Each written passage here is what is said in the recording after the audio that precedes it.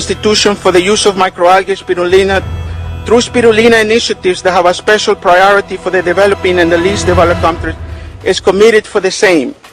The microalgae spirulina, not only because of high nutritional components, but also other factors such as an easy availability, accessibility, affordability in assimilation in human body where the other supplements fail, holds significant potential to realize a world free of hunger and malnutrition and achieve the United Nations Millennium Development Goals. And each one of us that is present here would be an agent to realize and accomplish our mission of a world free of hunger and malnutrition. Thank you. Muchas gracias.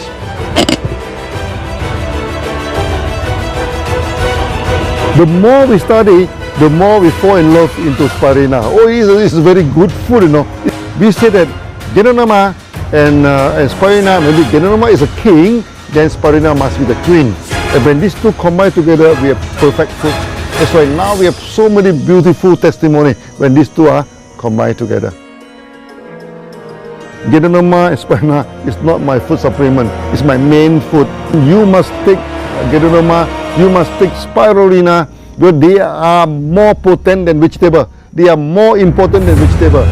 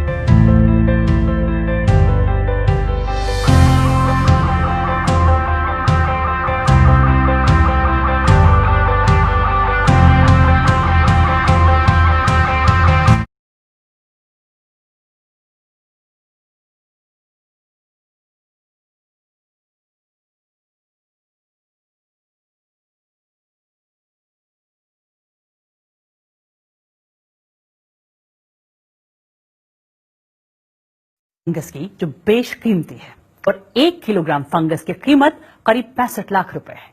हम बात कर रहे हैं यारसागुम्बा की। BBC संवाददाता आमिर पीरजादा ने नेपाल में हिमालय के कठिन रास्तों को तय करके इस फंगस के बारे में जाना। ये यारसागुम्बा है, ये सोने से भी ज्यादा महंगा है।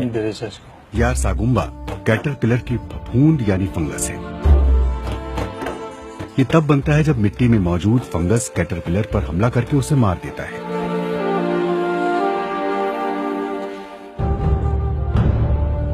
ये दुनिया का सबसे महंगा मेडिकल फंगस है। कई लोग ये भी मानते हैं कि इससे कैंसर, अस्थमा और नपुंसकता का इलाज संभव है। 1 किलो यारसागुम्बा $1 लाख यानी करीब 65 लाख रुपए तक बिकता है। ये कैटरपिलर भारत, नेपाल, भूटान और तिब्बत के उन इलाकों में मिलता है जो कि हिमालय की गोद में है। ये 3 से 5 किलोमीटर की ऊंचाई वाले इलाकों पर पाए जाते हैं। पिछले 5 सालों से कर्मा लामा यारसागुम्बा का व्यापार कर रहे हैं।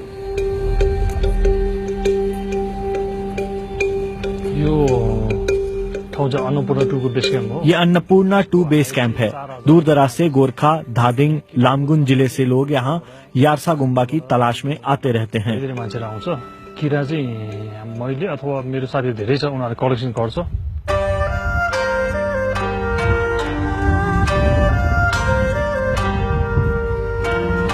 मई और जून के महीने में हजारों नेपाली लोग यार सागुम्बा की तलाश में पहाड़ों का रुख करते हैं, जिससे यहाँ के गांव खाली हो जाते हैं। लेकिन इतनी ऊंचाई पर काम करना खतरे से कतई खाली नहीं।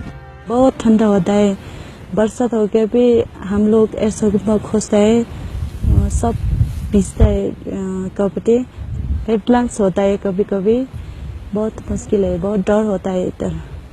ये बहुत जोर से आया तो इधर भी आ जाएगा, हम लोग को उड़ा के लगता है। कर्मा जैसे व्यापारी हर दूसरे दिन इन फंगस की तलाश में चढ़ाई करते हैं। एक यार सागुम्बा इनको करीब 280 से 300 रुपए के आसपास पड़ता है। इसके बाद इसे अंतर्राष्ट्रीय बाजार जैसे कि चीन, Singapore, America, Britain, Japan, Korea, Myanmar और थाईलैंड पहुंचाया जाता है। इसके बाद इसकी कीमत करीब 7,000 रुपए प्रति ग्राम तक आ पहुंचती है। जानकारों का मानना है कि ग्लोबल वार्मिंग और बेहद बढ़ती मांग के चलते इसकी पैदावार पर असर पड़ा है। पहले तो बहुत मिलते हैं, कॉपी तो 100 भी मिलते हैं एक दिन में, पर आज कभी 2 मिलते हैं, 20 भी मिलते हैं, कभी खाली भी जाता है। एक अनुमान के मुताबिक इन किसानों की सालाना आय का 56% हिस्सा यार सागुम्बा बेचने से आता है। इसका हर टुकड़ा इनके लिए खुशी, उम्मीद और बेहतर भविष्य की गारंटी लाता है।